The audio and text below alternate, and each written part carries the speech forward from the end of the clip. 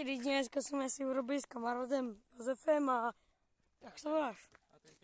Matrikem. Jsme si urobili takýto bunkr, tu máme cedulku, tady napíšeme, že máme bunkr, tu máme můj kamarád Josef, tady tento, má taktický baťoch, kdybyste nevěděli, čo je taktický baťoch, no to se dává do přírody, tady máme takto paletu, tady máme taky drát, neostnatý, máme takto ohník, takto okolo, tady máme tak strávy. Tu máme kamaráda, který tu leze po strome. Ne, to aj ja.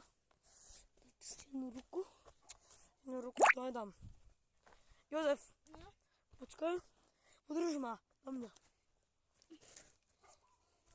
Dobre, a natočujeme.